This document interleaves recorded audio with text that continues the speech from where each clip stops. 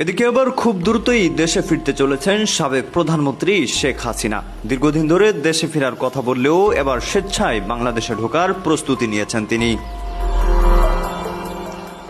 গতকাল রাতে শেখ হাসিনা ডাইরেক্ট ঘোষণা দিয়ে বলেছেন, আমার ফাঁসি হলেও ভারতে থাকা আমার পক্ষে এই মুহূর্তে কোনোভাবেই সম্ভব না। ভারতের পরিস্থিতি এখন বাংলাদেশের থেকেও অনেক গুণে খারাপ। এর মধ্যে পশ্চিমবঙ্গে বিজেপি জয়ের পরে আরও বেকায়দায় পড়েছেন শেখ হাসিনা।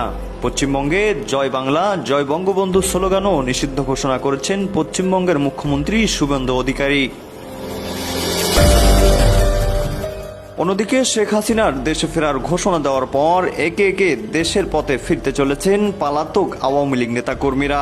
দেশে ফিরে আইনি লড়াই করে ফের দল গঠন করতে চায় আওয়ামী লীগ কর্মীরা। ফেসবুকে আওয়ামী লীগ নেতাদের আইডিতে এরই মধ্যে লক্ষ্য করা যাচ্ছে একটি পোস্ট। প্রত্যাবর্তন 2.0 নামে দেশে ফেরার কর্মসূচি ঘোষণা এরই মধ্যে পালন করতে শুরু করেছে দলের নেতাকর্মীরা।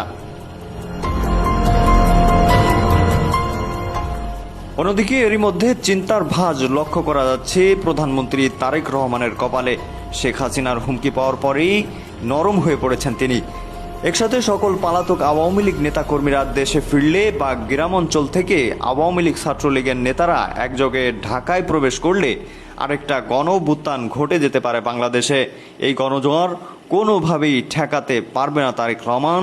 সেই চিন্তায় রীতিমতো উতলা হয়ে পড়েছেন প্রধানমন্ত্রী তারেক রহমান।